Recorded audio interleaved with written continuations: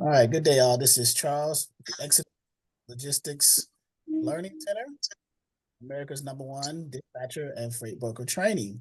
Today is Sunday, Super Bowl Sunday, if I may add, February 11th, 2024.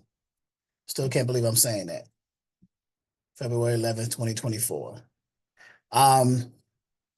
So we're going to cover, well, first and foremost, let me welcome my co-host back, Miss LaDonna. Welcome back. Glad to have you. Miss you. Hope everything's well. And I hope mom is feeling better. So,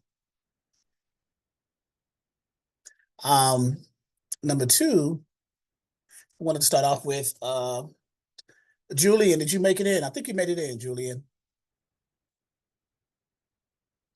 Julian, if you're here, unmute yourself. I think I see you in there. I do see a Julian. Is it Burchett? That is correct. Yes. He and I They spoke. do not look to be connected to the audio, so. Okay. Connect to audio, Julian, when you get a chance. So I can hear what you have to say about your dispatch journey. In the meantime, how many of you are here for the first time? Type a 1 in the chat. Oh, we got some newbies. Now, how many of you here for the first time as students or as guests? 1 for students, 2 for guests.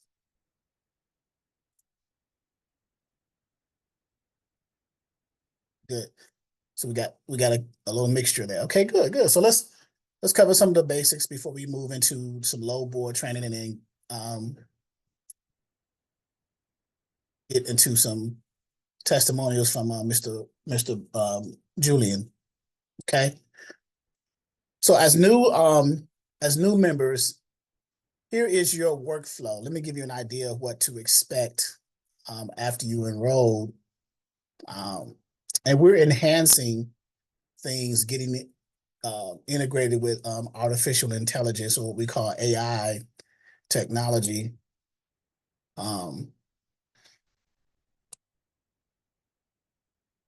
Julian, are you able to unmute yourself? I see you got some audio there now.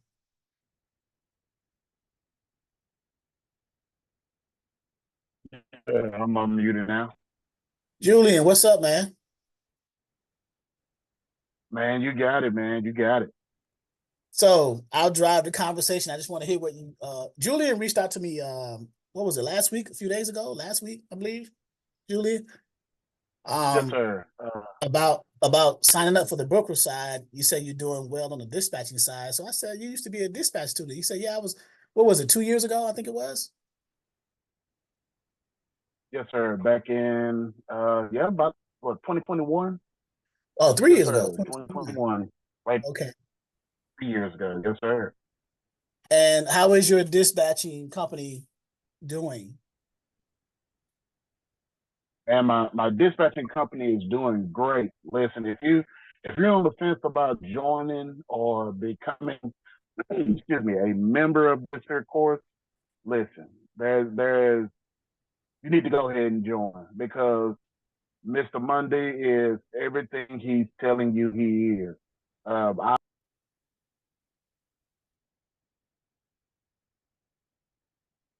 think we lost him. Yeah. He will connect back. The audio. That's okay. So when he comes back, I am going to ask him a series of questions that'll align with some of what you beginners are trying to do, like what kind of equipment types, what kind of equipment type trucks that he's dispatching, how did he get the carriers, what is his infrastructure. Julian, you're back. Your audio. Can you unmute yourself? Yeah, I'm okay. Sorry. My service is kind of bad where I'm at now. But okay. Yeah. So let me ask about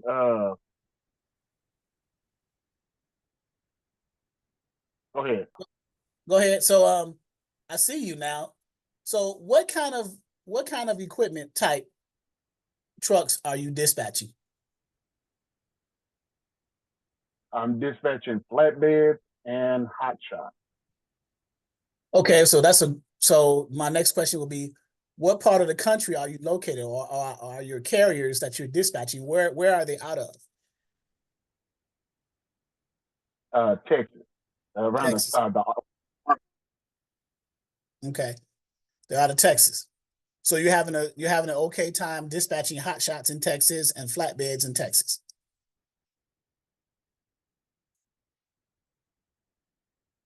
Seems yes, to be sir. okay.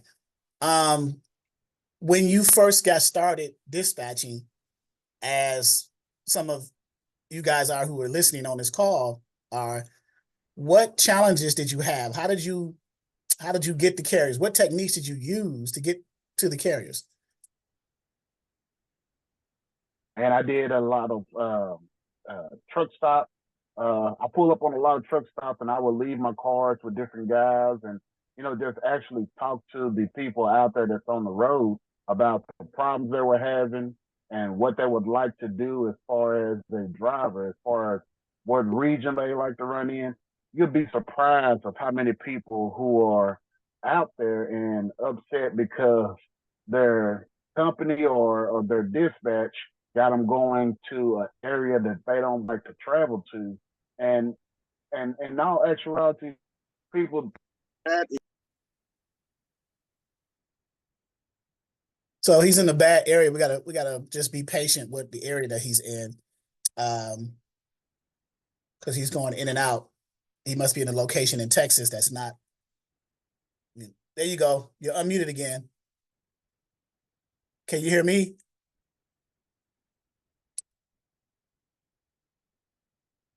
Drivers are upset about all that without their dispatcher getting them there that they want to be, should I say. So you had drivers who were upset with their previous dispatchers because they were sending them into locations that they couldn't get loads out of. And then Correct. you They were stepped having to in. sit for a bunch of hours and time. Yes, sir.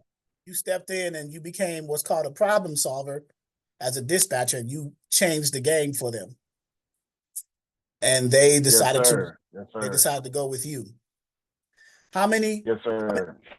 How many drivers, how many carriers are you dispatching for on your dispatching side, on your dispatch company? I'm dispatching for 5 now. You got 5 carriers. Okay. Yes, sir. How is that working for you? Is it a challenge, or have you gotten used to the process at this point now? Because it's been 3 years since you left this program. Man, I've gotten used to the process of it. With every driver, it's going to be something different. It's going to be times where things are not going to line up, and then it's going to be some days where everything just flows smooth. Right. So on the days, so I'm glad you said that. So on the days that things don't line up, what solutions do you provide when things don't? Because I know you have a system where it works smoothly, but when it doesn't work, I know that you kind of substitute and try to get everything correct. So what do you do on those days that it doesn't line up? You figure out what the problem is, and then you just solve it. What are your techniques? What is your plan B, if you will? So, like, some days is going to be whenever you go to pick up a load. Like, say, if I had a guy that was in Houston and he was trying to get to Arkansas, but the load that he was supposed to pick up was in Beaumont for his next load. But when he got to Beaumont, there wasn't a load there. So we ended up having to get a whole new truck ordered, not used, and go back and try to relook and relocate another load to get him towards Arkansas. So that kind of throws your whole, I wouldn't say your whole day off, but kind of throws your time off a little bit, because you plan on working with somebody else because you feel that you've gotten that carrier situated, and you got another carrier that's possibly waiting or could be getting ready to start waiting or about to deliver in whatever area they're in. Okay. So Are you dispatching those 5 carriers by yourself? Yes, sir. Okay. Do you charge a percentage per load or do you charge a flat fee for the week? I do a percentage per load. What is that percentage between 5 and 10%? I am at 10%. 10%. Now I'm Yes, gonna ask you sir. this question. You don't have to answer this, but because I'm sure people are curious. Okay, he's dispatching 5 trucks at 10%. What is he grossing per week? On average. What do you Oh, what am I grossing? I'm grossing right around 3,500. 3,500 a week. So Yes, sir. 5 That's trucks. average. Some That's weeks average. I get up to 5 to 6, but right now, you know, with the ups and downs of the market, how it is here, right in this little slow season, it's been right between 35 and 5.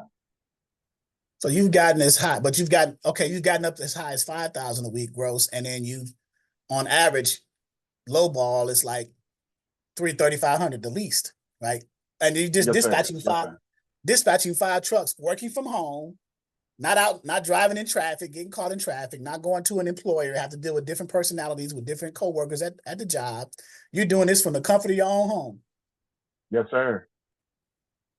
What is your back office infrastructure like? Do you have like systems in place like load boards? Do you have what is a work day like for you, Julian? So every day I log on to the load boards and just kind of see where I have everybody. I have a big map on my office wall, and I look and see where I have everybody, and I just kind of look in that general area, and I keep a little notebook to the side to say whether this area was good or bad, or if this area had a lot of loads or a few loads, if the loads pay good or didn't pay good, and I kind of refer back and forth to that notebook for that area. But I have different brokers in that area also that I can call and keep in contact with that call me on a regular basis and say, hey, you know, we got this load, there's this much weight, going this many miles, and it's paying this, and they stay in contact with me as well about different stuff that they have.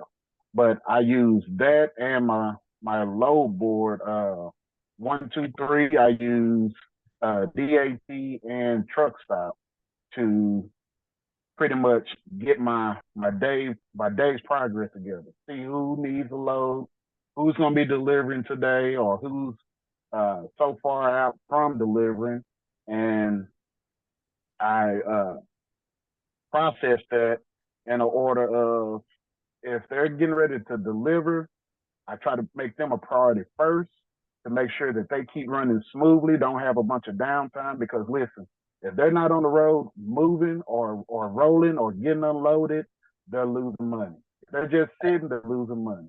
Right. Or I wouldn't just say losing money, but they're not making money. And they want to be making money as much and fast as possible. Right. So let me give you guys who are just listening in, who are new, just coming in as new members, just joining, an idea. So here's what I'm gonna share my screen of the calculator. This is what so Julian said on average he grosses 3,500 a week. And then sometimes on some good weeks or when the loads are moving prevalently, he goes up to 5,000. So let's take the least case scenario, right? 3,500 a week, gross, right? There's 4 weeks. How many weeks in a month? 4 weeks in a month, right? So that's 14,000 a month gross. How many months in a year? 12 months in a year, gross. He's doing this gross with 5 trucks. Now you got to factor in, your taxable income, you're going to have deductions and all that other stuff. So let's say he 30,000 in taxes out of this. Let's say he's in a tax bracket that requires his tax liability to be 30 grand. So even if you take 30 grand out of that, which is probably not the case, he's at 168,000. I can't see you being in a 30% tax bracket but anyway, 30,000. So he could potentially bring home that dispatching 5. So he's over 6 figures. And it's just 5 trucks. And he's keeping them running consistently. And he started this 3 years ago. And do I keep going? Right? All these different scenarios. So let me pause here for a second to ask, does any right? Does anyone who's new here may have a beginner type question for Julian to kind of put them on to the learning curve? You know, since he's been where you are, so maybe you should ask him a type of question that can kind of see that put you over the top. Go ahead, DeMarc's iPhone. You had a question. Go ahead. Yes. How you doing, everybody? Julian, I wanted to ask, as far as like the time that you start moving your trucks, what would be a good time? Because I start work around 6 a.m. to 2. I wanted to know if the afternoon, would it still be not beneficial per se, but would I still have a good outcome in moving the trucks until I'm able to transition out of work? What do you mean? Like the time that you get up and start your day? Yes. So Okay. I'm assuming, so let me chime in. I'm up at. So DeMarc is saying, I'm assuming, DeMarc, you got a part-time job and you're working from 6 a.m. to 2. So you want to know if it's possible until you transition to full-time dispatching to find some decent loads part-time in the afternoon while you're working until you transition out, correct? Right. Yes. Okay. So I don't know if that was the case with you, Julian, or not. And I think we may have lost him again, but he'll come back. Oh no, there he is. So I don't know if that's. Did you start off part-time, Julian, or you just came full-fledged into this? Man, I had a full 12-hour job. Oh. 12-hour job. I worked from 7 to 7. Yes, sir. Oh, 7 P to 7 A. And I had to make a little bit of a sacrifice to get started. You know, working 7 P to 7, I would come in and no lie, I would actually be on the load boards looking while at work around about 5 o'clock. You know, I would kind of make sure I had all my work caught up and kind of look back on. So you had an advantage because your hours, even though you were working full-time, your hours of work was from, you were kind of overnight, 7 p.m. to 7 a.m. So in the middle of the morning, while you're at work, I'm assuming there's not a lot of people there at that time, and you probably had some downtime to do your studying and do other things. Yes, it could be a bit more challenging for others. It could be a bit more challenging for others whose work time, whose work schedule coincides with the same time that brokers are on the load boards or online or at work. Yes, sir. You know, brokers are in at 9 to 5 or 8 to 6. So if you got a job that falls in line with that same time, that's a bit more challenging for you as opposed to Julian's situation where he's overnight. They're already at home, sleep. So while he's overnight studying, getting his back office systems in place, you know, his transition was a little easier because of the time that he was working. So it may be a little bit more challenging for you, DeMarc.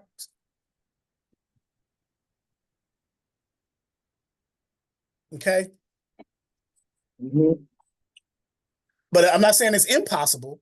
It's just a little bit more challenging. You probably want to do a little bit, a few steps at a time. Like get your paperwork set up, your contracts that you're going to give to the carriers to get under a dispatcher agreement and things like that, and then progress into that.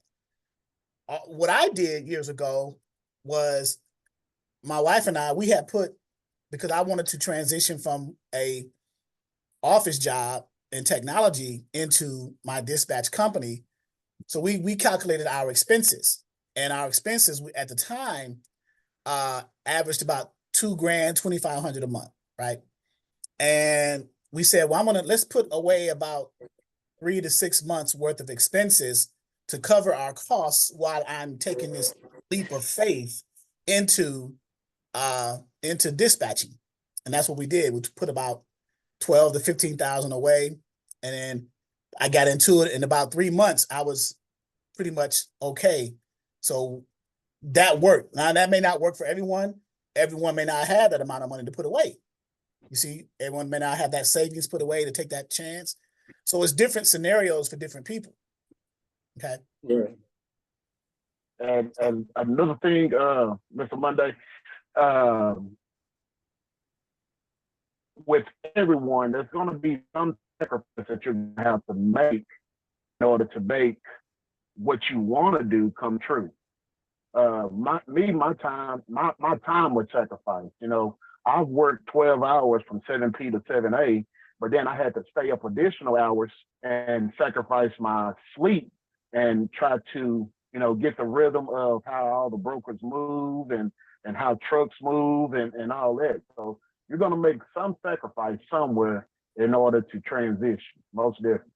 Definitely. Yeah. So I'm sure at some point in time when you were at work from 7P to 7A, you may have caught a nap here or there in the downtime at work, because during the day you were up trying to get this business down. Right. So Yes, sir.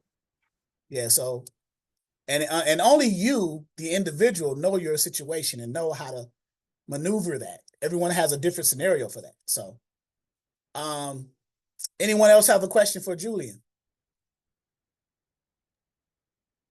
I do. Mr. Monday, this is James. I have a question. Okay, so we got James and then we have Jasmine. Jasmine, stay unmuted, please. Oh, go ahead, James. Okay. Yeah, my question relates to the backhaul. I know Julian mentioned, you know, time where he got a truck arrived, unloaded, and the next, whatever that backhaul was, it was canceled. So is there just, I guess in planning, I mean, you have a driver on the road about to deliver, is there a way to pre-check the backhaul to just find out in advance whether or not it's still there? Is that something you could reach out to the broker on?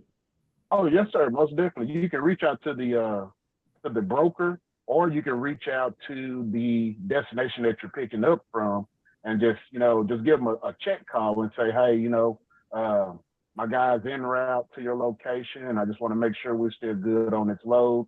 Right. But 9 times out of 10, if you call the broker, they will double check and make sure everything is good.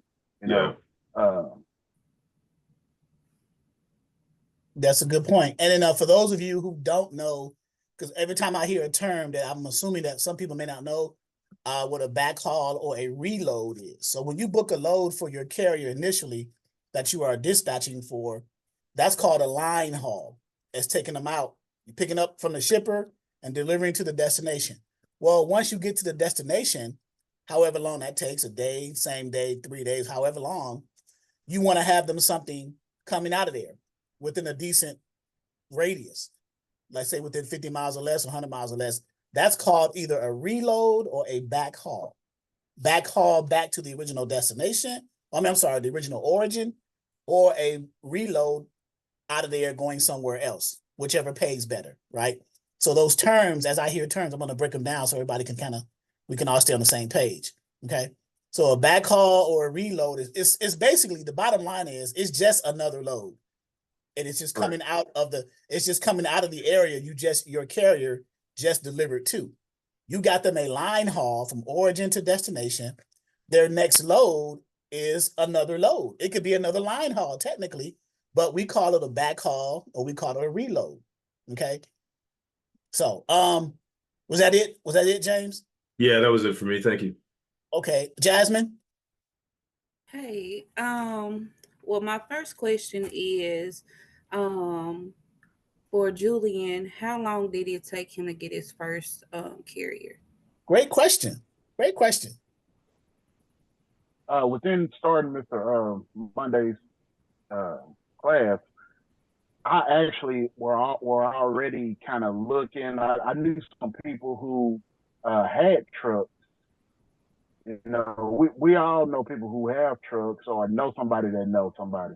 So, I was kind of passing the word out, and I actually dispatched my first truck from a friend, and he's still with me today. He was running a hot shot, which is not, the major carriers. They're a little bit more harder to move, but it was my first truck, and I was so happy about it. You know, I didn't care that it was a hot shot. And I will say, Mr. Mundy is correct. When it comes down to the easiest trucks to move, I would definitely have to say flatbed, because they're limited. As long as they have tarps, straps, chains, binders, and edge protectors of things of that sort, they can move limitless throughout the U.S. Okay. Right. So I'm glad she asked that question. So everyone's going to have a different scenario and a different dynamic when getting their first carrier. Someone may come into this training, or any training for that matter, without knowing anything about transportation, don't know who a truck driver is, don't know anyone. They're going to have a little bit more of an uphill battle because they're coming in, they're learning. It's a learning process. Others may, like Julian, may know people, may know former truck drivers and things like that. So their challenge may be a little bit easier than the next man's, who doesn't know anyone, don't know truck driver, is not good on the phone doing cold calls, has never been to a truck stop to even solicit the service of dispatching or anything like that. So that's the dynamic with different dispatchers. So it's a case-by-case basis, but on average, I often tell or suggest to the students, if you follow the process here that we're trying to show you, within your training, I would say anywhere between 30 to 90 days, you should be able to, with all the skills that you pick up here, you should be able to have the skills needed. And now you have to implement the skills as well. But Correct. 30 to 90 days, you should have your first carrier, if more. So if not more. Right, more. So, yeah. And I will say, once I got that first carrier and got him, which was a friend, got him dispatched out and got him moving comfortably, I was trying to figure out how I can get more. So I went back to the training and started doing cold calls and, like I said, going to truck stops and just having a conversation with some of these guys that's out there over the road. You know, all they have to do is drive, and they love to talk. You're going to find that out, that truck drivers love to talk. So just starting a decent conversation with, hey, man, which one of these trucks are yours? Or, you know, are you driving for a company, or are you driving for yourself? That will start a conversation that will lead you into, well, hey, here's my card. I do dispatching. If you're ever out on the road and you can't find a load, hey, give me a call and see what we can come up with to kind of help you out. Look what Julian just gave you a script right there. Right there. Gave you a script. What to say, right? And then also too, well, before I say what I say, let me ask, does anyone else have a question for Mr. Julian? I have a question. Okay, I heard a lady. I'm gonna let the lady go first, and then the gentleman. I think Nav. So who was the lady? Who was the first person? Lady that spoke. Okay, Crystal. Then Nav, you're next. Yes, sir. Okay, so Nav, you stay unmuted. Go ahead, Crystal. All right, Julian, I have a question for you. How much time do you spend planning, like building your pipeline for other carriers? Because I'm assuming that once you get them, they don't stay with you forever. They probably want to do it on their own. So with you having the 5 carriers, how much time, or how do you plan to like keep your your pipeline full of other owners, operators, and carriers? Great question. One thing I with anything, your customer service, what are you offering that's going to set you apart or make you different from the next person? You know, I always tell them, hey, if there's any problems or anything that you feel that I can do better, you know, I'm open to those suggestions, you know, because I want to keep you as a carrier no matter what, you know. But some feel like that they might can do it themselves, and then eventually they will come back because they say, well, hey man, I'm not finding the loads or being in contact with the people that you're in contact with, or I'm not available for all the phone calls that come in and go out every day. You know, I'm trying to focus on driving, you know, instead of looking down at a laptop and and trying to watch the road at the same time, because that is a violation in trucking. With open devices while you're driving down the road, that they frown upon that big time. And like I said, I offer a different dynamic of the trucking industry. I do a couple back office invoicing for some of them, which is around about a lot of them. Let me say this. I have a couple guys that don't want to have to worry about anything. They just want to look over and see, oh yeah, we got a great deposit this month and we're good to go, and that's all they want to worry about. And I have a couple guys that are more hands-on. They want to know, okay, well, what we got this week, or what do we have last week, and where we're standing, and how we're doing on fuel, and how we're doing on this. It's just all about what you plan to offer to keep that carry.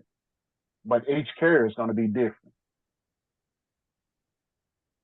Very good. Very good question. Thank you. All right. Nev. Yes, good morning, everyone. My question is directed to Julian. My question was, I heard you mention that you had some of the brokers contact you directly and mentioned to you that they had some work and different things like that.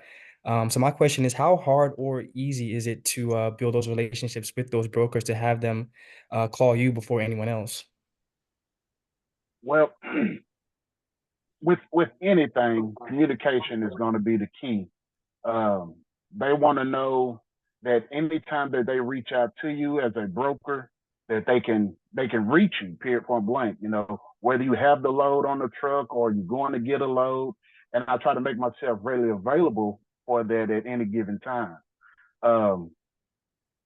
Another thing is how you present yourself. If you present yourself in a professional way, then they're going to deal with you. If you're making on-time deliveries, I send pictures of the load to the brokers to let them know that, hey, we've got it loaded. And a lot of those brokers, they love that. They love to get a picture of the load that you're going to obtain for them, because that shows them that, hey, okay, they got it secured. Is it tarped like one? Okay, it's tarped in the picture and all that. So any little niche or thing that you can think of that you can do to make that broker want to deal with you again, that's going to be your key to that. Thank you. That's a great point. And one of the so that goes back to what Nev is asking. It goes back to the direct relationship between you, the dispatcher, and your carrier. If you got such a relationship between you and your carrier where they provide always on-time pickup and on-time delivery, we call it OTP and OTD, then brokers, obviously, they're going to see that, and they're going to lean on you. They're going to reach out to you all the time because they don't have to worry about it. Your carrier has proven to the broker that they are reliable. So what broker in their right mind would not want to call that particular carrier when they have a need, when they have a need for capacity or need for assets or trucks, and you've proven to them with your truck or your carrier's truck that you guys do your job well, then of course, they'll probably start emailing you loads and say, hey man, if you can cover this load, that load, just let me know. I'll send the rate count up. We'll discuss a rate. I'll send it over. We can keep it moving. So, Definitely. yeah. Yes, sir. Fred? Yes. Yes, sir. Question. How loyal are the drivers to you? And then how long do they stay with you? Well, before Julian answers it, let me answer it before Julian answers it. And then Julie, you add yours in as if you agree or disagree. But as long as I'm providing them good paying loads and making sure that their bottom line is what they want it to be according to our dispatcher agreement and the profile, if I'm grossing them, if they wanted to gross between 6,000 to 8,000, 8,000 to 10,000, or whatever that number is, if I'm providing that as a dispatcher, what carrier in their right mind is going to go away from me? If I'm continually giving them $8,000 a week gross every week, or whatever that number is every week, and providing good service, back office service, making sure they get good loads, sending them to where they want to go, things like that. why would I deceive my dispatcher and leave them if they're giving me what I want, giving me what I want, when I want it, and how I want it? Right? Right. And another question, can you go back over that load? You were talking about the load again, reload, and all. I just want to understand that. Okay, so when you get a carrier, and Julie, add your 2 cents afterwards too. When you get a carrier, a truck driver, or an owner operator to dispatch for, right? We teach you that there's a process for that: a dispatch agreement, limited power of attorney, carrier profile, and we'll go over that later. As you're in the program, you have all the time in the world to get that. You try to find them a load or some freight or something to put in their truck to transport, to get paid. That's how carriers get paid. They are authorized motor carriers. They're governed by the FMCSA, Federal Motor Carrier Safety Administration. So they have the authority to transport for a fee cargo. Our job as a dispatcher is to help them find that cargo. Well, one of the tools that we use for that is called a load board. Okay. We go on a load board and we search for loads according to the criteria of our carriers. One of the sheets in our dispatcher packet that gives us a good idea of what their criteria is called the carrier profile. Okay. It shows how much they want to make per mile, where they want to go, how much weight they want to put on their trailer, what days they want off, all these different scenarios that they want. So now, once you find something, freight, cargo, commodities to put on their trailer for them to make money, you call the person who posted that load that meets the carrier's requirement. That person is called a freight broker. Okay. You call that person and you have a dispatcher, you have a conversation with that broker to negotiate even more money. They either may have posted a load on the load board with a rate or without one. In any case, you still try to pull and squeeze more money from the broker side because you want to maximize your carrier's trailer to make them the most money that they can possibly make. Okay. You find them a load. That's called a line haul load going out. And then you find another load coming back or coming out of where they're delivered to, going elsewhere. That's called a reload or a backhaul. Okay. Gotcha. Go ahead, Julie. You want to add to that? Yes, sir. So basically what he's saying is if your carrier's saying that, hey, I just want to stick around Dallas, the Dallas area, Dallas, Fort Worth, Arlington, and all that, and you find a load that's going to Houston, from Dallas to Houston, that's going to be your line haul. From Houston back to Dallas, it's going to be your back haul. Reload would be from Dallas to, or you go from Dallas to Houston, somewhere else, and then back to Dallas. That would be like a reload. Correct. So I'm glad we mentioned that. I'm opening up a load board and see if we can put an example of one in here so everyone can see. Can you guys see my screen? 1, 2, 3 load board. Yes, sir. Okay. No. Someone said no, they can't see it. I'm looking for 1, 2, 3. I'm sharing my screen. Can you see the screen that I'm sharing on your monitor on your? Where it says administration. So let me. EELC personal meeting room. Or I'm looking for search alerts, load alerts, and messages and posted trucks. At the bottom, I see. We can see it. Okay, he can see it. So Fred can't see it. So Fred is looking at somewhere.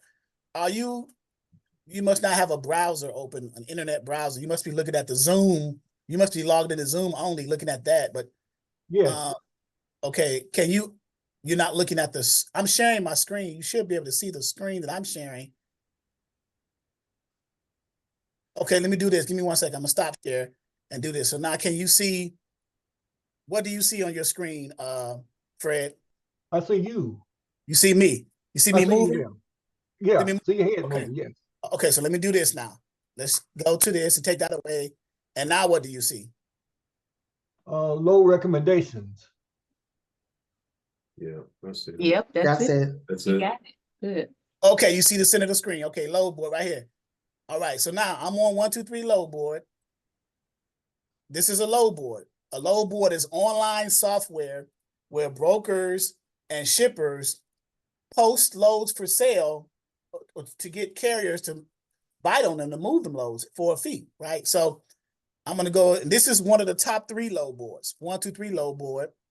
Each load board has different versions and different levels of it, right? We don't want to get too detailed without going out off track.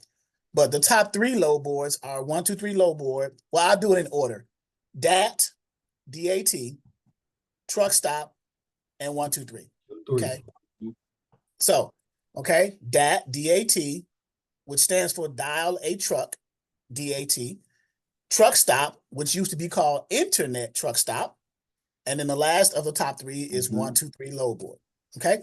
So I'm on 123 load board. I'm going to go into a load, find loads. Okay. And in here, we're going to create a search, right? Now, Julian gave an example of, I think you said Dallas. What was your example, Julian? Dallas to Houston. Okay, so, and what equipment? Flatbed. Okay, so Dallas. Or 53. Okay, so Dallas, I'm gonna put up, so when you're on a load board, navigating a load board and looking up and putting in filter criteria for your search for a load for your carrier, this is directed for Fred and everyone else who's listening. The first thing you do, you're going to put up the pickup location. We said we want a load coming out of Dallas or within a 100-mile radius of Dallas, which is called a deadhead radius. Okay. And Julian said it's going to, where's it going to? Houston. You said Houston. Okay, Yes, so sir. within Houston, and then we're going to put 100-mile radius of Houston. So we want a load for a flatbed trailer or flatbed equipment type coming out of Dallas within a 100-mile radius, going to Houston within a 100-mile radius. So we can find something within that range, then we'll begin, whatever that result set gives us, we'll look at those loads and see which ones meet our carrier's criteria the most. Okay? Gotcha. I'm going to leave for this example, I'm going to leave pickup date as any. Your carrier may have a certain pickup date. He may say, I want to start me off Monday. I want to start a fresh week. Let's do that. Let's say start Monday, tomorrow, the 12th. Okay. So we hit apply there. And then the trailer type or the type of equipment he has, we said a flatbed. So we're going to go from any, we're going to select a flatbed. Okay. And then where it says more filters right here, we're going to put these filters. So the length side, the load size, we're going to put it could be any, a truckload or an LTL. Most cases I'll say any. The length of the trailer is either, for the flatbeds, it's going to be either 48 or 53 feet in length. I think Julian said 48. Yes, sir. Okay, 48. So we're going to go down to 48. Okay. The weight. So the maximum weight for between the 48 and 53 foot trailers is between 46 to 48,000 pounds maximum.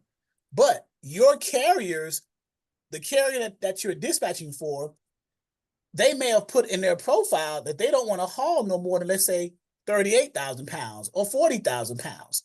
So you wouldn't put the maximum weight of the trailer. You would put the weight that they want according to the profile, their requirements, right? So let's say we said 38 or 40,000 pounds, okay?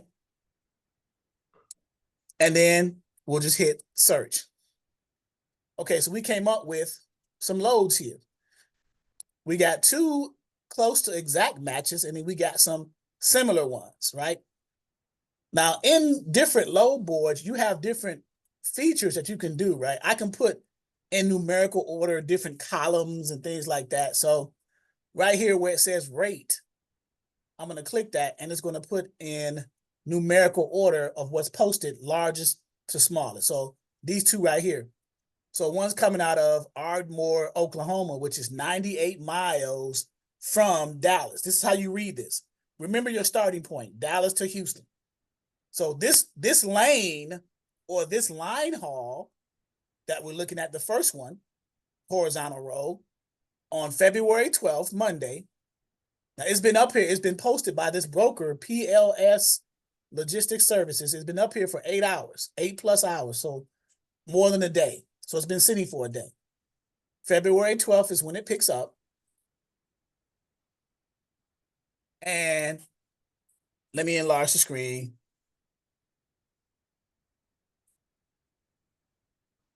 How about that? Okay. And let me bring that over here. Is that better? Enlarge the screen a little bit. Okay. So this one that I got highlighted right here, this line haul, or this lane, L-A-N-E, line haul, is from Ardmore, Oklahoma, which is 98 miles deadhead from Dallas.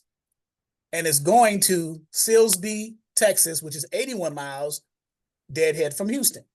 Okay, so it's pretty close, right? Right. It's a 384-mile trip, or loaded miles, trip miles. In other words, trip miles or loaded miles means from the time you pick it up in Oklahoma to the time you deliver it in Silsbee, Texas, that's 384 miles. Okay. It's paying, the rate of that is $741 that the broker posted. Okay. Which on average is $1.93 a mile. Okay. And the rate check is saying what the spot market pays on average. So the broker posted it, the broker, who is PLS Logistics Services, they posted this load, their load that they own, because they got it from their shipper. They posted it for $741. But the market says, the spot market says, this lane, this Oklahoma to Texas lane, pays on average $7.92, which is $2.06 a mile. So what does that tell you when you see those two numbers? That said, go back to the broker and negotiate. Right, because the broker posted it for a rate $50 below what the spot market is paying. Well, $51, but technically $50 below, right? Right. So, and then it's a full truckload. It's a flatbed. It's a full truckload. It's 40,000 pounds. And the reason why those things say what they say is because we put that in the search criteria. We wanted a flatbed, it gave us a flatbed. We wanted a truckload or any, it gave us truckload. And our weight requirements was 40,000 or less, so we got a load at 40,000. Okay.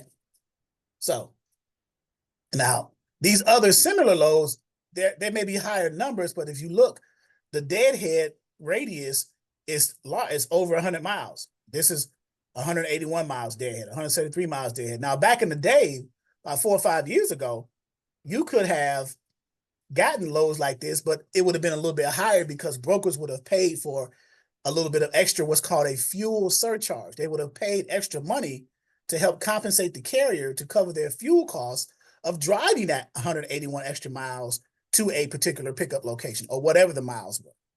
Okay.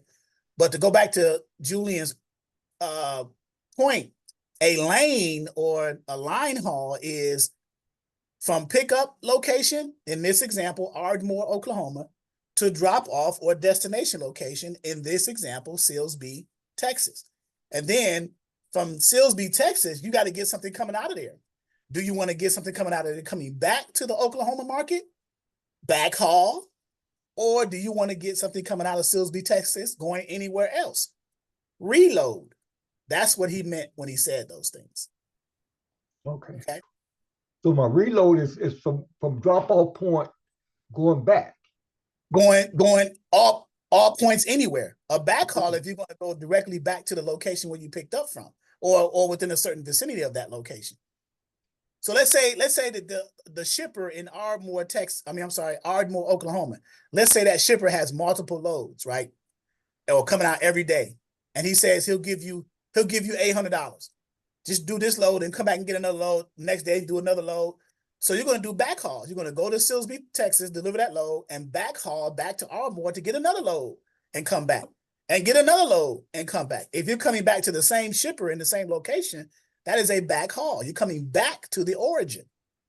Okay. Okay. Got it. Now, if you get a load out of Silsbee, Texas, going somewhere else, let's say you're going over to Georgia, that's a reload or another load because you're going away from your origin. You're going somewhere else. It may have paid more, you see. But that's the underlying difference between a reload and a backhaul. Okay. Gotcha. All right. Any other questions for Julian? Yeah, I have a question. So Yes. when you're negotiating, or you pick up a load, and let's say you do have to deadhead 98 miles. I mean, is that something that you can negotiate in? Because I mean, of course I've been watching a lot of your YouTube videos, and then a few from a few other people, and looks like can you can, because it sounds like those rates are somewhat negotiable. Like you may be able to add a little bit more if there's a distance or wait time or something like that. Is that pretty realistic? Yes, sir. Most definitely. With all my carriers, I calculate the deadhead plus whatever the actual trip is together. And I think, okay, well, my carrier wants, let's say for instance, my carrier John, he wants at least $3 a mile. So I know before John will say yes to this load, it's going to have to be at least $3 a mile. If I'm going from, let me get my laptop here. If I'm going from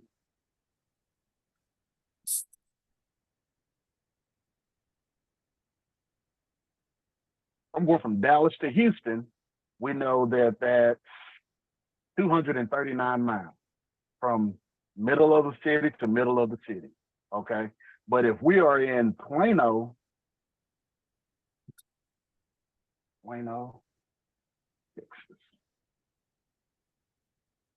if we're in Plano, that trip just added a couple more miles. So now it's 259 miles. So I know that 259 miles is the amount of miles that's going to be traveled. I come up with 259 times 3. Let's see here.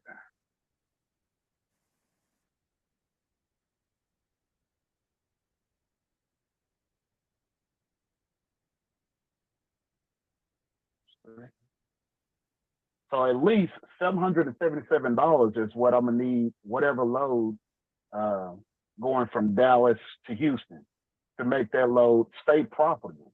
Right.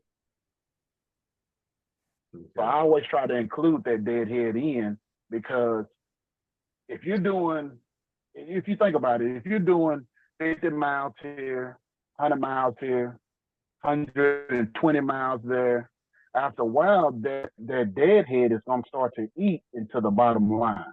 Right. Correct. And then on top of that, do you add in the 10% and then say 77 plus, let's say another, well, so 770 plus another $77 to make it, what is that? 50 something, 857, I think, something like that. And Right. then that's the rate that you negotiate. Well, I'm gonna tell you this: anytime you contact a broker, you never want to ask for the flat line of what your lease dollar amount is. You actually want to go over. That way you can negotiate down, because once you give that number to them, they're gonna try to negotiate you back down to whatever level. So it's best to ask for more and be able to have some negotiating room. Gotcha. Correct. Negotiation 101. That's correct. You go up high, they come down low, you meet in the middle. Okay. Yes, sir. Thank you, man. Appreciate it. Yep. So if you want to get a true cents per mile and true numbers, you can add your deadhead, at least the origin deadhead, the 98 miles, because you're coming from Dallas. You got to drive 98 miles back into Oklahoma.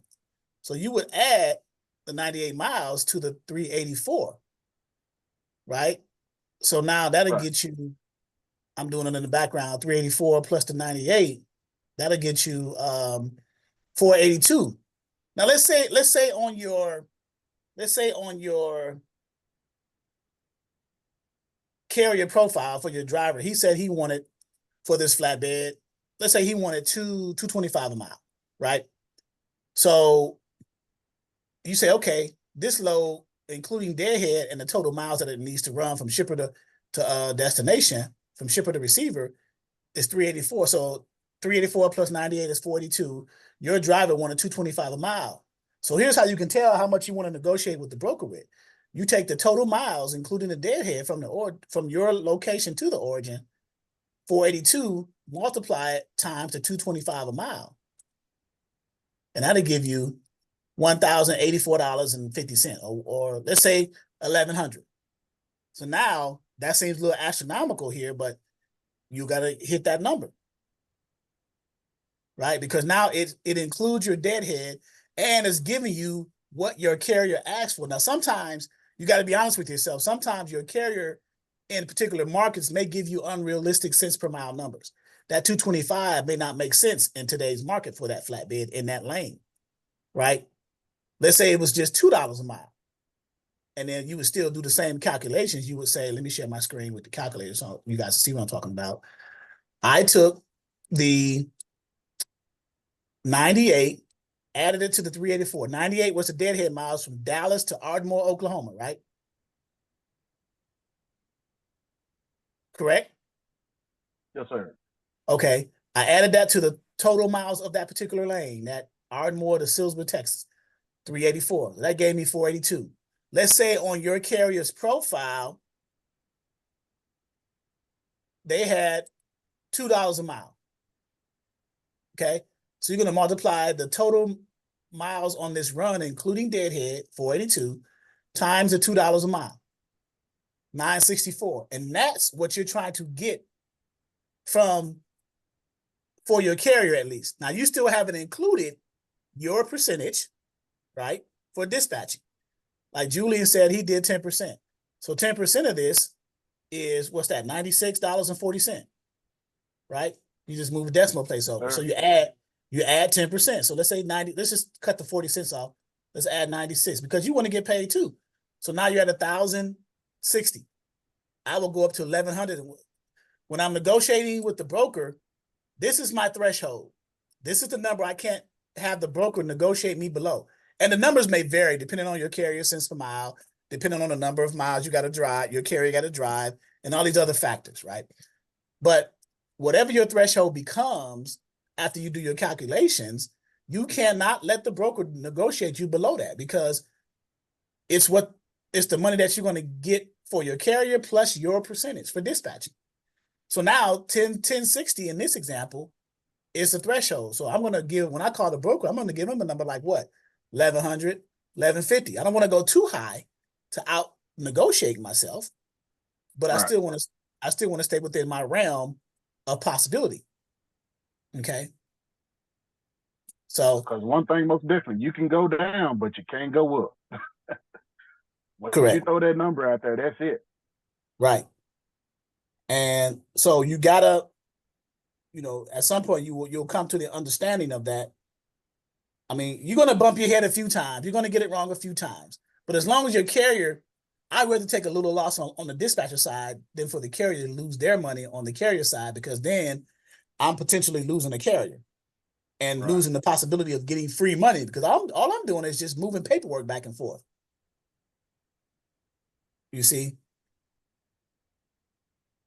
Any other questions? Major M. Yes. While we on this 1, 2, 3 load board, since I'm a ongoing member of your course, does that have any impact on the negotiation for the price of load board charge? Because I had a load board. I'm signed up for their platform. No, it should have it. Being a member of this platform, you mean as far as the promo for 1, 2, 3 load board? Yes.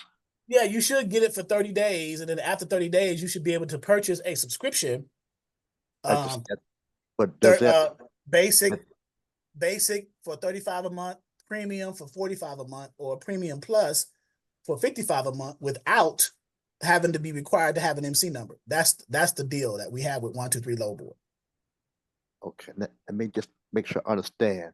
Because see, currently I have the platinum or the top tier pro platform for load board. Okay, so you have 123 Low Board. Yes. Okay. And I'm trying to determine whether or not the ongoing course with you will give me some negotiation with the low board from the $79 or the $80. Just round it off to $80. That's what you're paying for 123 Low Board now? That's what I'm paying now. I started, I did the 30 days promo, but now Right. I'm beyond the 30 days into 30 days plus. And so I'm paying the $79 or I just say $80 per month now for that platform. Okay, so in addition, are you aware that you have other low boards in here that you can access? Yeah. Okay. Like these low boards back here in module 2. I'm not sure if I can talk to Lauren to see the fact that you are a member, will it change the rate for your particular, because you're talking specifically about the 123 Low Board subscription. Yes, only. Yes, just 1, 2, 3. So we'll have to have a conversation with Lauren. I can give him a call. Lauren Metzen is the actual owner of the 123 Low Board software. And I just missed him at he was at his it's called Manifest 2024. I meant to go over there, but I didn't get a chance to. But this is Lauren right here, this gentleman right here, and then this is his software team, and that obviously that's me. And this is about 18 months ago, 2 years ago, where we had this conversation where he opened it up for dispatchers to come in with a promo to purchase after 30 days free access to purchase the low board subscription without having an MC number. Because most low boards require you to have an authority to have access to it, the MC number. So, but remind me in an email when you get a chance, Major, to reach out to 123 Low Board to see if being a member of Exodus will change your rate. You may have to restart your subscription under the promo in order to get that offer. He may say that. So, sorry, LaDon. I sent it directly to LaDon. I'm sorry. Statement. Okay. Go ahead. I want to make a statement. Yes, sir. I did not realize from selling cars for 30 years that I would need this. My negotiation for that would come back into play later on in life. I never even thought about it. Well, you know why? You know why, Fred? Let me tell you why. Because negotiating is a universal concept. We negotiate every day in everything we do. There's some level of negotiation involved in things that we do, from when we're going to the grocery store, buying something, talking to our spouse. You know, I'm negotiating with my wife. Do I turn on this sports channel? Or do we watch a movie together? That's negotiating. You see what I'm saying? Negotiation is involved just about anything. You know, it's a universal concept, right? We're just applying it in the transportation industry, in logistics at this point. Right. So, right? But it's a universal concept. Okay? I got you. Yes, sir. Any questions for Julian? You guys got a gem one today. You got a gentleman who started with us 3 years ago, dispatch company. He's dispatching for 5 trucks, grossing 6 figures. Got 5 trucks, maintaining 5 trucks, keeping them running. Understand. Oh, here's a question I was going to ask you, Julian, that others may need to hear. The process.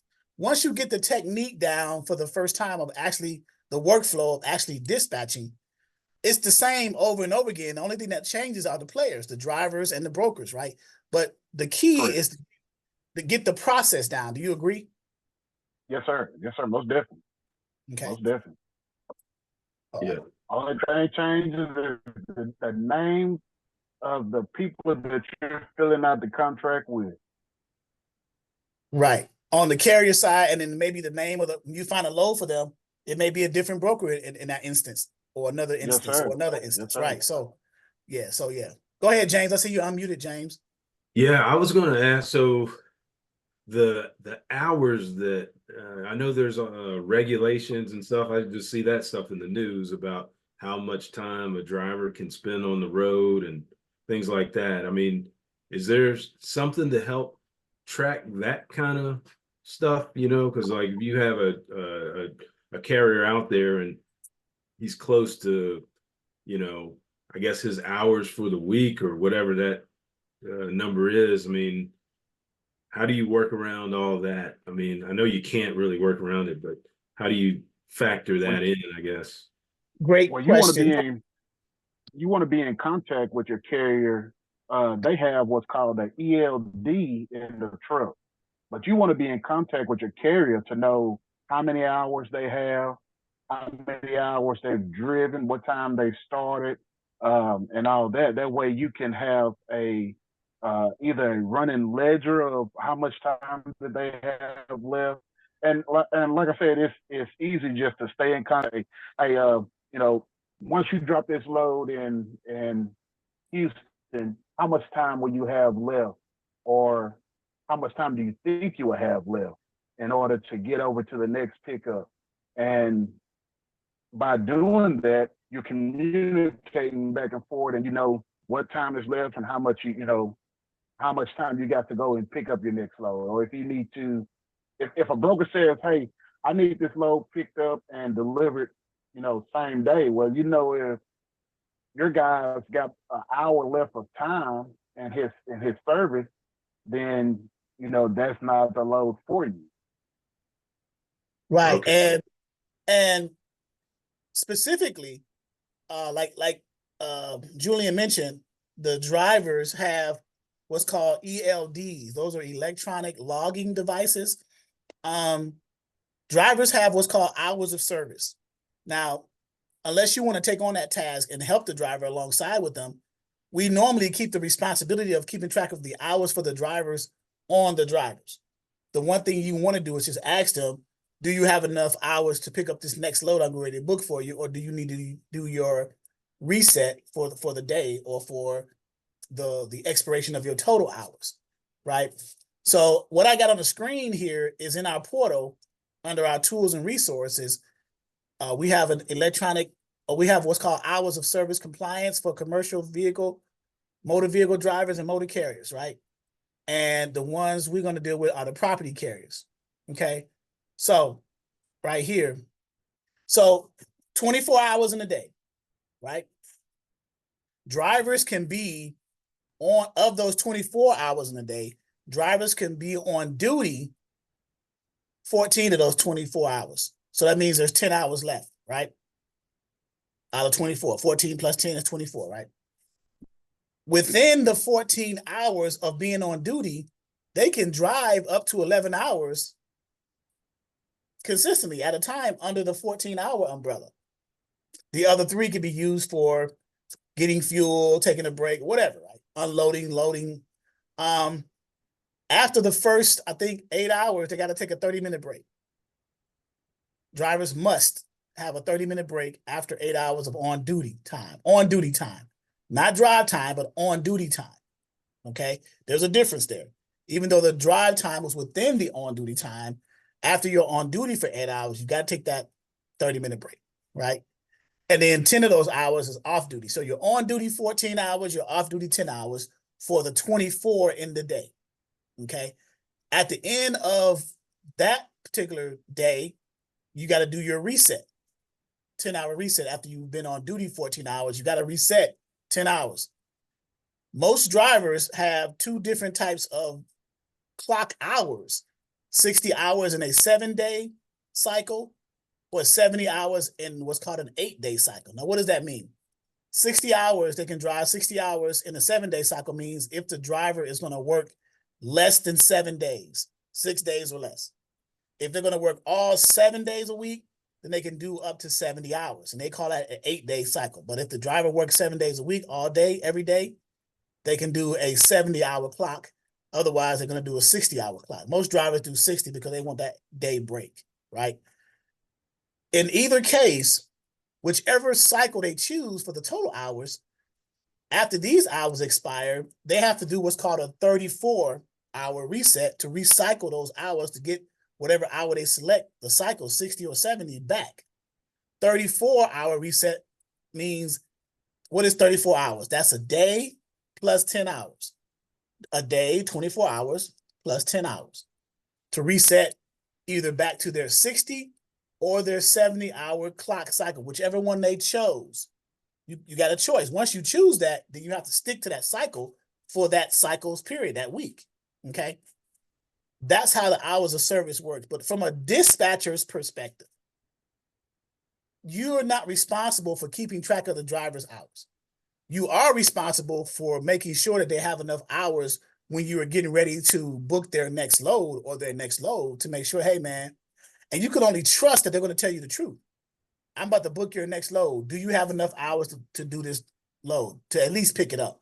Some drivers have enough hours to pick it up, take it to a truck stop, lock their truck, and sit there and do their reset, and then continue on to the delivery the next day after they do their 10-hour reset, if it falls within this realm of them making that delivery on time. If it threatens that, then they'll say, oh, nah, I can't do it. I got to do my reset first and then go pick the load up, book it for the next day or Thursday or whatever, right? So you have to trust your driver to be able to tell you the truth in those situations like that, right? But you're not technically responsible for the driver's hours. They're the authorized motor carriers. They are governed by the FMCSA and DOT, not the dispatcher. Nev. Right. They'll be the ones to get the ticket if they're out of order. Right. They'll be the ones get put out of service. They'll be the ones to get fined, not you, them. Now you can assist them and say, hey, man, every time you book a load, say, man, you got the hours for it? I just want to make sure. I don't want you to get in trouble. You know, something like that. But that's as far as it goes. You know? Nev, get your hand raised. Yeah, I got a question. Just about like I'm just thinking about like a real world or real life use case, right? Say you have your driver and you have, you documented all of his criteria of what he's looking for as far as, where he wants to go and things of that nature, right? So let's say you get comfortable dispatching now and you're starting to book him loads. So in that process, right, it's the 12 that morning and you find some loads. How is that process from finding the load to communicating that with the driver? Because he's already giving you his criteria. Do you like see something and run it past him to see if he's okay with it, or based on the criteria that he's giving you prior, do you just like, you get your selection and you just like, hey, this is what we got today? Like, how does that work? Right. Well, so go ahead, Julie. That would depend on the relationship that you and the carrier have. If he trusts you that you're not gonna fall below the threshold, and he knows that you're gonna make sure that it's the right equipment, right amount of money for where he's trying to go, then you would go directly to the broker and say, hey, I got this load, or I was taking on this here load, and can we get it at this price? And if they say yes, then you call back and say, hey, I got your next load and got you ready to roll. But if that carrier wants you to check with them before you book their load, you see a load on a load board, you're going to call that carrier and say, hey, this is what this is posted for, this many miles, they'll put you in this area. And 9 times out of 10, they're going to say, well, what is that area looking like that you have me going to? Are we going to have a backhaul to get from that area to the next location, or will we have to sit and wait? And that's where you have to do your due diligence and check the next location and see how that market is in that location. But ultimately, it's going to be between what that carrier decides on. If they want you to just keep me rolling and I trust you, or hey, no, we need to check in and call me and talk to me and let me know what we got going. Right. Correct. Fred, unmute yourself, Fred. Unmute yourself.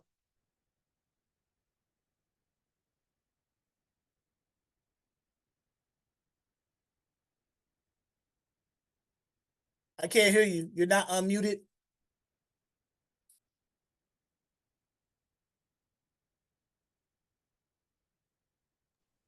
Okay, there you go. Yes, sir. What happens when you have, say you're going across country, you got a driver going across country, there's two drivers going across country. How does the reset work when you got two drivers? Great. So what you're referring to is called teams, team drivers. Right. Each driver has 14 on-duty hours, 11 drive hours. So that's 20. If you got two drivers, you got 22 hours to get across country. One, you can slip seat. You can one can jump in the seat and one can jump out of the seat. So one driver drives 11 hours straight. He's about to come up on his rest time, his reset time. So now he jumps out. The other one gets in the seat and drives another 11 hours. So you can get across country in 22 hours, easy. Okay, thank you. Because they're team drivers. LaDonna can speak on that. She's done it plenty of times. So, all right. That answers my question. Okay, no problem. All right, any other questions for Mr. Julian? Getting all these gems. Oh, before we do that, on this load board that I got on the screen, we were looking at that lane, that one lane, that line haul. We were talking about backhauls and stuff like that. So on 123 load board, as well as other load boards, there are features on here, like right here under the load details section, called backhauls. Look at these. For this particular load going from, let's see, Ardmore, Oklahoma to Silsbee, Texas, there are 440 possible backhauls. See that? Now let's break this down a little bit. Let's go so we can understand what they are. Here they are right here. All of them right here. There's 5 different categories of that 440 possible backhauls, right? So let's look at this. We're delivering in Silsbee, Texas, right? So if you want to go exactly back to Ardmore, Oklahoma, there's 35 loads to take you directly back, a backhaul, okay? Coming out of the same city you delivered in, Silsbee, okay? If you want to go from Silsbee, where you are, the city you're in, you delivered to, back to the state of Texas, not just Ardmore, the city, but any other city in Texas. I mean, not Texas, Oklahoma. Oklahoma, there's 10 loads, okay? If you want to come out of Silsbee going anywhere, that's a reload, right? You're not backhauling back to Oklahoma. You're going anywhere. There's 190, right? But the beauty of it is these first 3 examples, you're coming directly out of the city that you delivered to previously. So there's not much of a deadhead that you have to drive, right? But the last 2 there may be, because you don't know. It just says Texas to Oklahoma. You don't know what city in Texas, so you don't know how far from Silsbee, Texas to the next city in Texas you have to drive deadhead to pick up another load. So that wouldn't be a good option, in my opinion. Texas, again, to anywhere, it got 196 loads, but again, you don't know how much deadhead you got to drive from Silsbee, which is where you currently are being offloaded, to any other city. You know, Texas is huge, right? So you don't know what other city in Texas until you look at the loads to see, of course. But I'd rather work with these first 3 because they're coming directly out of the city that I just recently delivered to. So I don't have to drive as far. I don't have to deadhead as far. I'm in the city. Correct? You guys follow that? Yeah. So what would be the best options for the best choice would be, unless you want to come back and get another load out of Oklahoma, Ardmore, with that same shipper, then I would go with the 3rd option, which is Silsbee to anywhere, because now it's going to give me other choices and see what rates they offer at, what they pay. So this is kind of the strategy and the technique and the art of dispatching. Kind of give you, if you have the tools in a particular load board to be able to navigate through that process, you'll be able to see and be able to better plan your loads for your guys.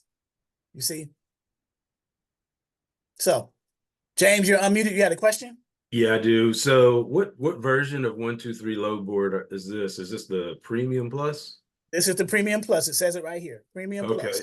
Okay, gotcha. And then, so is the strategy with this to also when you book or when you're searching, so I'm sitting here, I'm searching the line haul, I get that, get some options for that, and then look for backhauls or reloads, and then work to book those at the same time, like up Great front? question. Let's ask that to Julian. Julian, what was your load planning strategy? How often or how soon did you plan your next load for the same driver? You got them a first load, but then your next load. When did you start that process? Okay, so once I book a load for a driver, once they get that load secured and picked up, then I start planning for their next load. You don't want to get too far ahead of yourself with booking loads, because what if one of those loads collapse? You know, you don't want to book up 4 loads, one of those loads fall out, then you got to go back and either cancel, or you're going to have deadhead, or you're going to have to figure out something to in between to get you to that next load. Right. So here's what Julian is referring to. Can you guys see my whiteboard? See the whiteboard? Yes. So Yeah. if you book, let's say, load number 1, right? You book 3 loads. So you got load number 1, you got load number 2, and excuse my chicken scratch, you got load number 3, right? So I'll just put loads, or L for loads, right? You book 3 loads for that same carrier. They picked up the first load, okay? Like Julian said, it got secured, right? The second load, while he's under the first load, second load gets canceled for whatever reason. Cancel, boom. But you got a third load set up that's close to what the second load was going to be in. So now you got to scramble. Either it's going to be a large deadhead run, or you got to find a load that's within a decent amount of the area of where this second load was in order to make that timer, right? Because if this third load is a good load, you don't want to cancel it. Let's say, so let's do it like this. Let's say Norfolk, Virginia, which is where I'm in right now, Norfolk. Come visit me. Norfolk, VA to, let's say Charlotte, okay? Queen City, Charlotte, North Carolina. All right? And again, excuse my chicken scratch. I haven't had anything to drink yet, but I say yeah, ever. And then let's say the second load, let's put this, so that's the first load. Let's say the second load was coming out of Charlotte, but let's say it was coming out of a city close to Charlotte. Let's say South Carolina. Let's say Fort Hill, South Carolina, which is south of Charlotte, 77 South, or 285 South, or 44, whatever that is down there. I forget the interstate, or 85. So let's say not Fort Hill, South Hill. I'm tripping. I think it's Fort or South, somewhere in South Carolina. Let's just say that, right? South Carolina. I think it's Fort Hill. Let's say, yeah, Fort Hill, South Carolina. Yeah, south. It's going to be like a few miles just south of Charlotte. Charlotte, correct, right, on 85 or 77, one of those 2 interstates. So we'll say Fort Hill. So that's within a 50-mile radius. Let's say 75, just to be safe. Right, Fort Hill, and that one's going to Atlanta, Fort Hill, South Carolina, and that's going to ATL. Okay, I got to give me a stylus pen. So that's going to Atlanta, and then the third load is coming out of. You got a deadhead. You got a deadhead over to from Atlanta. You got a deadhead over to, let's say, Savannah. Okay, not far from Atlanta. It's in the same state, right? Savannah. You got to go to a port or something like that. Grab something from the port. Let's say Savannah and Georgia, Savannah, Georgia. And let's say that's going down either to Jacksonville, Tallahassee, or Orlando, somewhere in Florida, right? To Florida. So here's the point when pre-planning loads too much. Let's say this middle one got canceled. What do you do? How do you scramble? That got canceled. So you in Charlotte now. You delivered in Charlotte. You booked this load. He's under this load. He's in the truck. It's secure. He got freight in it. He's on his way to Charlotte, and it delivers on Tuesday, right? He was supposed to drive to Fort Hill, which is less than 50 miles away, to pick a load up to go to Atlanta. And that would be from Tuesday to Thursday. He was supposed to be in Atlanta on Thursday. And then on Friday, he was supposed to be in Savannah to go to Florida. So he has a gap from Tuesday to Friday that you got to try to find him a load for. What do? You see? I get a load from Charlotte to anywhere. Or no, or not anywhere, but Charlotte to somewhere close in the Savannah, Georgia area. Right. Right. And they deliver, let's say that load gets delivered from Tuesday and by Thursday, because you still want to keep the load that picks up on Friday in Savannah going to Florida. That's scheduled for Thursday. You're empty on Tuesday in Charlotte. You're empty on Tuesday on Charlotte, and I'm sorry, the load in Savannah picks up on Friday, not Thursday. Picks up on Friday. But so you got Tuesday to Friday to get something coming out of Charlotte, getting you close to Savannah, Georgia, because the load that you had in South Carolina to Atlanta got canceled, got dropped. So that's the point of booking too many loads. Now, you might want to book load to load as opposed to load to load to load. You may want to book load to load. That way it makes your carriers work easier and it makes your work easier. Okay. So be careful how far out you book loads. That's just a strategy that most dispatchers will tell you. Just be careful. You know. Most now the further out, anything can happen on the road. Right. And then the further out you go, let's say your carrier's over the road. Let's say he booked a load from Norfolk to Miami, right? And then his next load picks up in Atlanta that got canceled, going to Texas. And then the last load coming out of Texas going over to Ohio. Now that's a huge spread. That's more spread out further. So you got to be careful even more so. So the greater the distance, the more the risk. When you book too many loads, you got to be careful with that, right? So, Major. Yes, I just wanted to make a comment about this booking more than one load at a time. And I kind of side with on the side of being conservative, which is to say, take one load and start out with looking for a back load at the same time for that one load.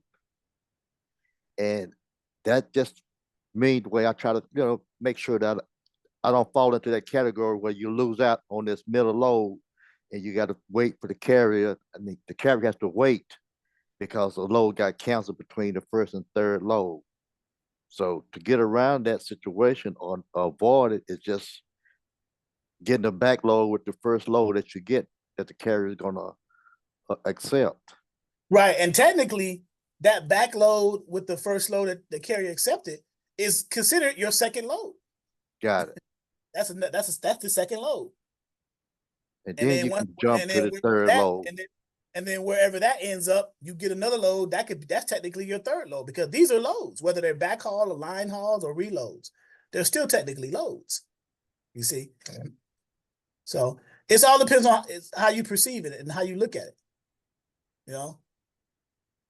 But for you new guys, it's getting the process down first. Like, understand the workflow of how it goes with the broker and things like that. That's where you want to focus your energy at. Getting your back office infrastructure set up with your paperwork, your dispatch agreement, your limited power of attorney, your carrier profile. And then the real important key is getting the process down every time you call a broker or every time you book a load, right? So that's the process, because the concept is not going to change. You're going to always be dealing with a broker, because you're going to always look for loads on what's called the spot market load boards. The load boards we're looking at are called spot market load boards. You have private load boards. When you book a load, when you get in with a broker who has their own load board, those are private load boards. and they're only loads from their specific customers, their shippers, posted on their private load boards. The load boards that we're looking at now, you're seeing all different types of brokers on these load boards because you put in a search criteria and you got results from different companies, different brokers, PLS, AMX Logistics, US Logistics. These are various brokers. So this is a spot market load boards where brokers put tender rejections on the spot market for tender rejections from the shippers to direct trucking companies go on the spot market load boards. Okay. So, but get the process down, learn the basics first, get the foundation set, and we'll be able to drink tequilas with Julian in Bora Bora someday, because you know, Julian taking all the money right now. We gotta. You said come and visit you in Norfolk. Yeah, I'm I in. don't, No, I'm not. if I don't have to go through the Chesapeake Bay Tunnel. Where you coming from? Well, that's what I was in North Carolina. I'm in Michigan now. Oh, you're in where you at? I'm from Michigan. I'm from Detroit. I'm in Detroit. I'm right outside Detroit. Okay, what up, though? I'm in Macomb, right outside. So you don't have to go through the Chesapeake Bay to get to Norfolk coming out of the Midwest. You can take the turnpike. You can take 75 South, go through Ohio, get on 35 East, go through the mountains, go through the Appalachians in West Virginia, then hit on 64 East, and then come all the way down. And that's it. I do it all the time when I drive. Well, I'm about to see you on the screen right now. That's the best way I'm gonna see you. Okay, that's fine. That's fine also. I'm enjoying this, man. This is the first time I've been on the Zoom. I got my days mixed up, but I love this a lot better now because I'm getting more information and being able to talk about things.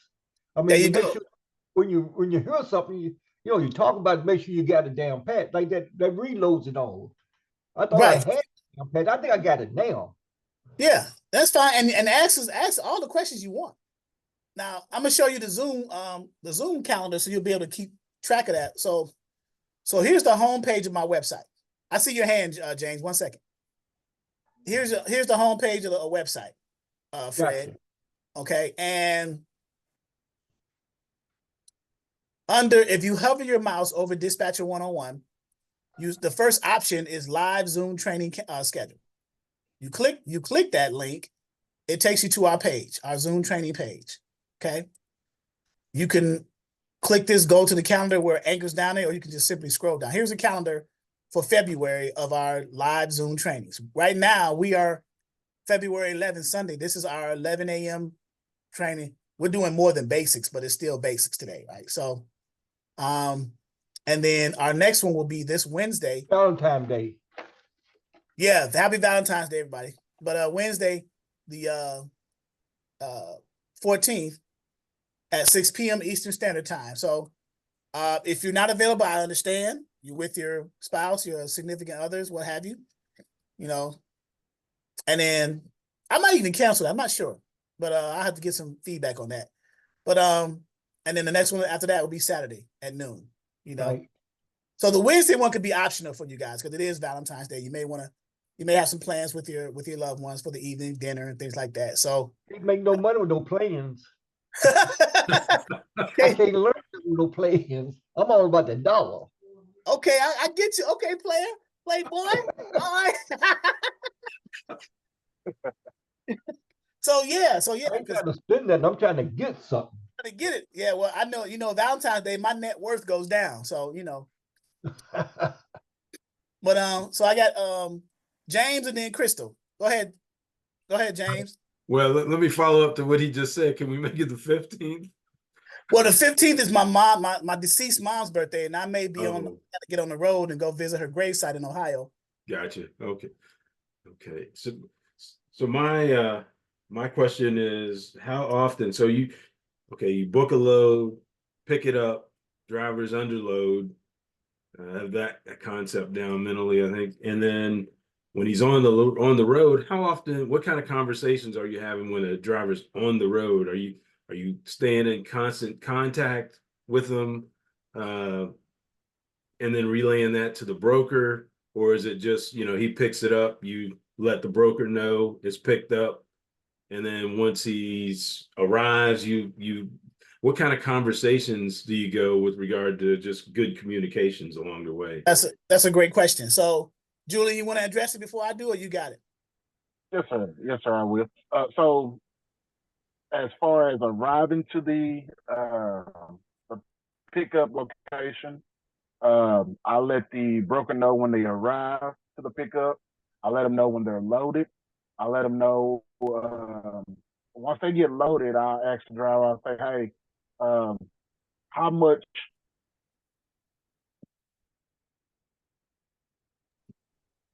Sorry, incoming call there. Can you hear me? Yeah, we can hear you now. Okay. Sorry about that. I had an incoming call. When you pick up the load, you load it. I shoot the picture to the broker to let them know that they're loaded.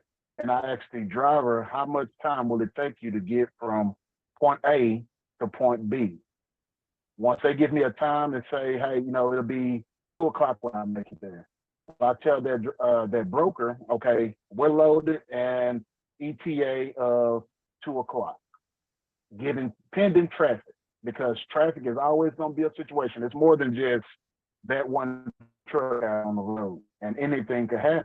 If something happens along the way, say he catches a flat tire and that time has moved back, if you have a good enough relationship with your carrier, they're going to call you and say, hey, look, I had a blowout. It could be 3 o'clock whenever I get there. Okay. I communicate that with the broker. That way that gives them the heads up to let their shipper know, hey, time has kind of moved back a little bit. And from that point, that gives them the inclination to know, well, if they close at 2:30, they can communicate with me and say, well, hey, it's going to be this time, or they're going to get somebody to stay late, or, whatever it is. You always want to be wide open as far as that. That way that gives you the inclination to keep your carrier moving and have your next load booked and all the way through. That's a great point. And also too, before I call on Crystal, brokers will do your job for you when it relates to the carrier. They'll do what's called check calls.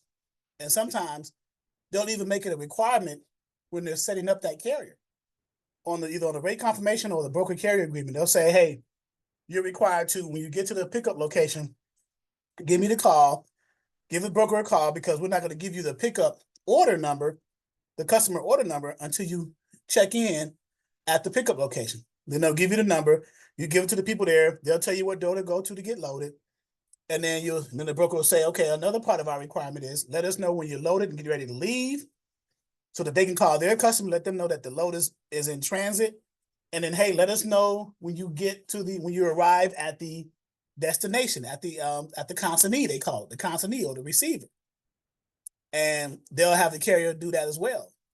You can be an added service you can be a value add as a dispatcher by letting them know, hey, I'm gonna do all that the broker's doing, but in addition to that, call me if you have any emergencies, like, for example, blowouts, or you're stuck in traffic. You gotta let the broker know that you're gonna be a delay in delivery and things like that. So yes, those things are important. And it'll be a case by case, carrier by carrier scenario as you go through the process. But correct. And you have some that I tell you, hey, I can't give this load to you unless you're on track. Tracking is them connecting to the ELD or to the cell phone of that carrier, and it gives them pinpoint locations of where they are throughout the whole route. right. So what Julian is mentioning, that some brokers, they want to track the customer's shipment while it's on the carrier's trailer.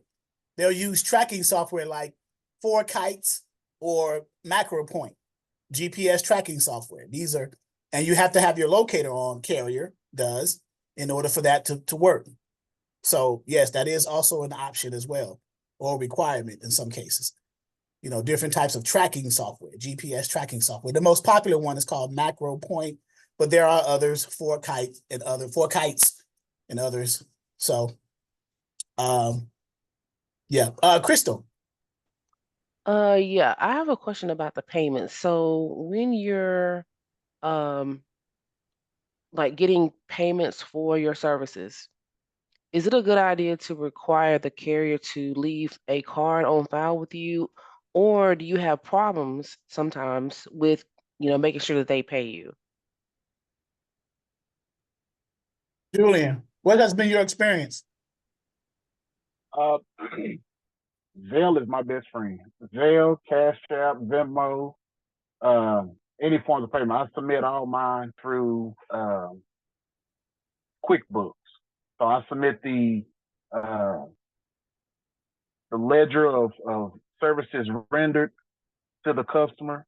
The customer either will put their card on there, or they will Zelle the cash, or however, whatever form that they decide to use through QuickBooks, and that's how I get my payment. They get transferred instantly into my account or account, and I don't have a problem with that.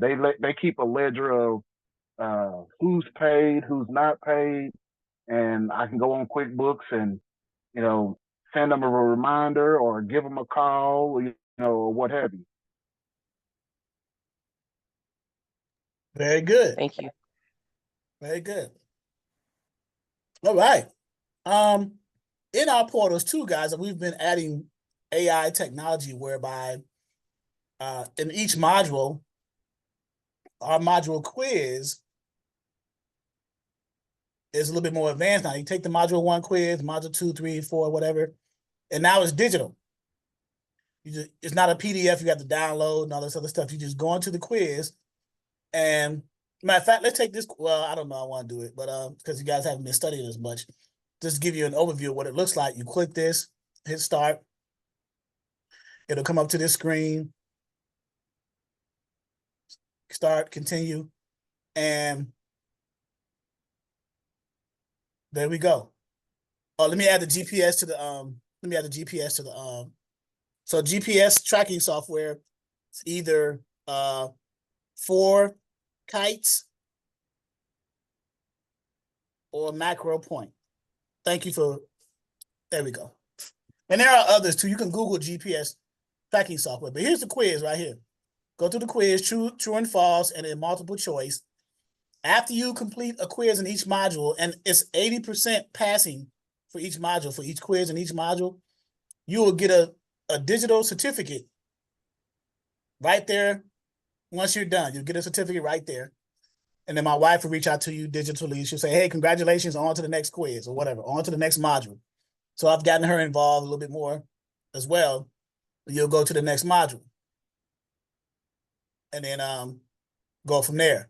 And then at the end of all the quizzes in the modules, we have a final exam. Okay. Which is after all 4 modules, and I'm upgrading everything, but we have a final exam. Okay.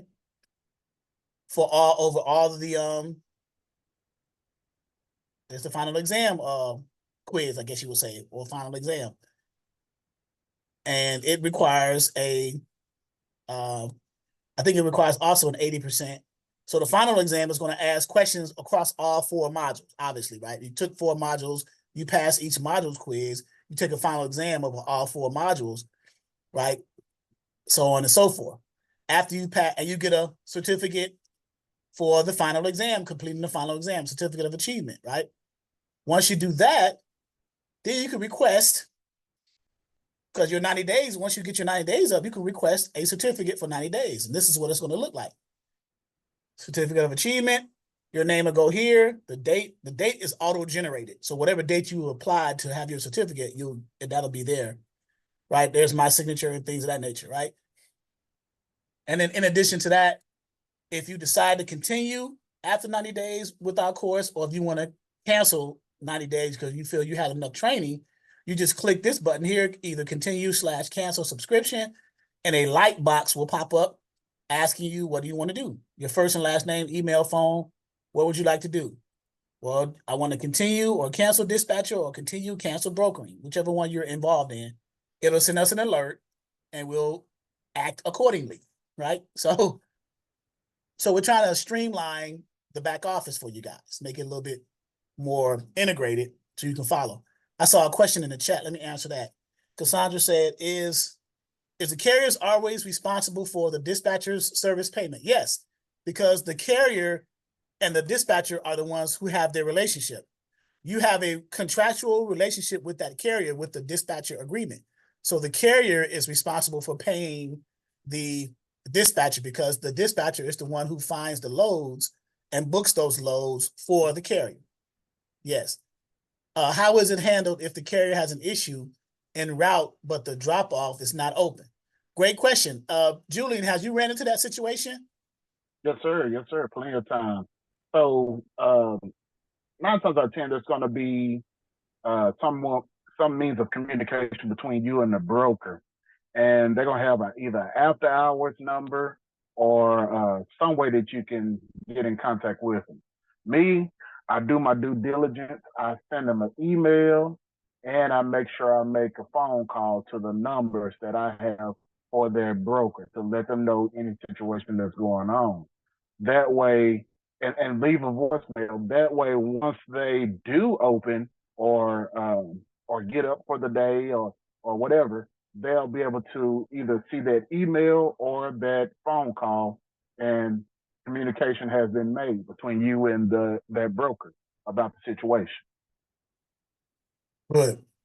So it's always good to be prepared, right? Because every possible scenario could conceivably happen, because it's a good industry to be in, but it's a very volatile industry, right? Because things happen in transportation, spur of the moment, right? Loads get canceled, tires blow out, traffic, whatever, right? So. Yes, sir. Communication is the key throughout this whole process. I'm telling you, no matter what it is, the communication with the carriers, communication between you and the carriers, communication with the brokers, and between you and the brokers, communication is the key. Very good. Also, for those of you who are asking questions about enrollment, under Dispatcher 101, we have a products menu, the different products we offer. The most popular one is the 90-day self-paced training course. We do now have a merchant account with Affirm. There is Afterpay, there's Klarna, and Affirm. We got approved by Affirm to offer payment plans now to the person who wants to order the course. We've extended our 20% off sale for the ongoing training through the end of February. It was through the end of January. We extended it to February. Promo code is 2024 right here. With Affirm, if you wanted to take advantage of the 20% off plus make payments, you have to see if you qualify. I'm just speaking to those who have not enrolled yet, but who are looking at this, right? So Affirm is right here. When you go to checkout, you see if you qualify. You hit that link, see if you qualify, and it gives you this window right here. And it gives you the different options. You can pay $199 a month for 3 months at 0% interest. You can pay $99.83 a month for 6 months at 0% interest. Or you can pay $54.06 a month for 12 months. It's going to charge you 15% interest, but it's going to spread it out over 12 months at a cheaper monthly cost. So according to whatever your budget is, if you are in the payment plan budget, or you can just do this 20% off of the $599. You go to buy it now. It's showing you how the promo code work there. You enter the promo code here. In this case, it's New Year 2024. You hit apply. It's going to recalculate it at 20% off. You hit apply, and it's going to change it to that. Okay.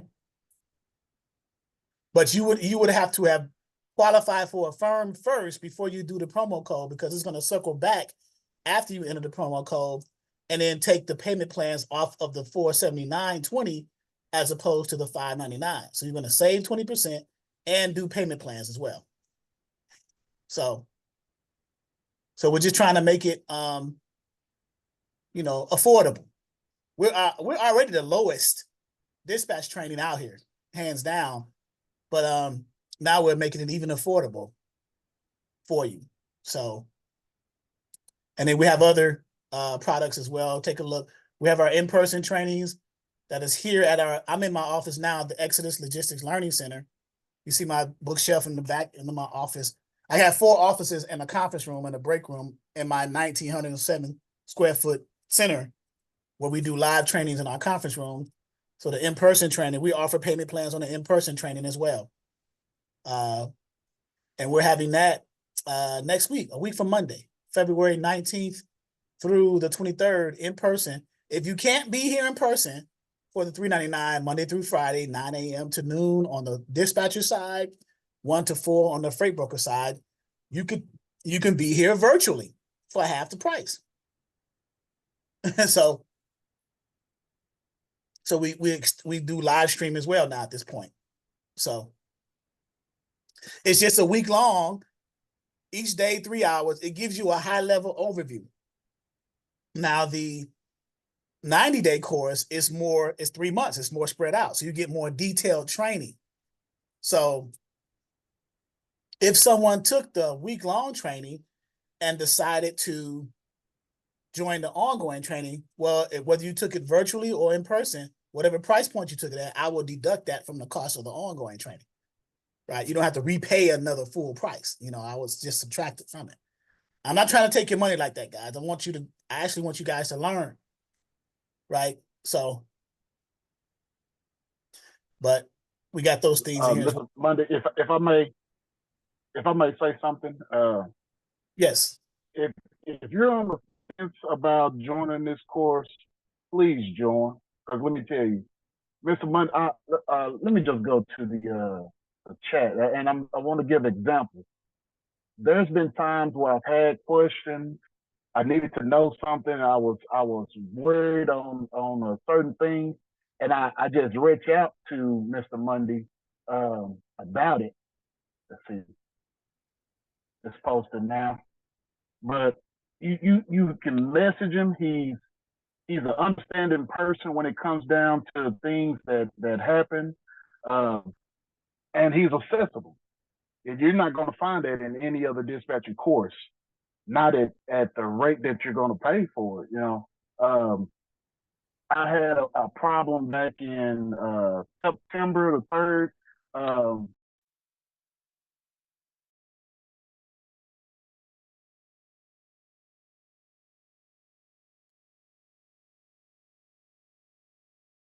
I believe we lost him. He'll come back in. I think he was saying something about he had an issue back a while back. Okay. I had an issue a while back about a load that was rendered. The guy had delivered, and we were talking about the payment process. And I text messaged Mr. Monday, and he was like, just give me a moment and I can get your response. And he did that. No other course that I could think of that you're going to be able to get your questions answered, whether in a Zoom meeting or in person. It's within reason. This is the best course of action for you. I guarantee you. That's the reason I'm coming back and I'm taking the broker side of it. Oh yeah, I look forward to the broker side. I got some new information on the broker side too that's gonna blow everybody away. And we're doing warehousing stuff now. So it's a lot going on, Julian, since you've been making all the money, it's a lot going on. So, but yeah, any final questions, guys? For myself or Mr. Julian? Mr. Julian has been a blessing today for coming and gracing us with his presence and time and sharing with us his experience of dispatching from 3 years ago and what he's doing today with his 5 carriers. So there we go. No final question? All right, Joyce just said she joined. Happy to have you, Miss Roberson. Joyce, happy to be here. But thank you, Mr. Julian, for your transparency. I'll be reaching out to you next week, just to see how you're doing and then asking you what's going on with the broker side. We can see how we can work together as that as well. Yes, sir. Okay. Thank you, everyone, for having me. Yes, sir. Yes, sir. Any final thoughts and questions? I'm gonna go to the Zoom calendar. And you guys tell me, do you want Wednesdays, Valentine's Day? I'll be available for 6 p.m. for the training. I tell you what, I want to do 2 hours since it's Valentine's Day. I may just do it an hour just so you guys can have time with your loved ones. Either do it for an hour or completely cancel it. No, let's do it. Okay. All right. So I'm available. Who was that? Mr. Bell, Calvin?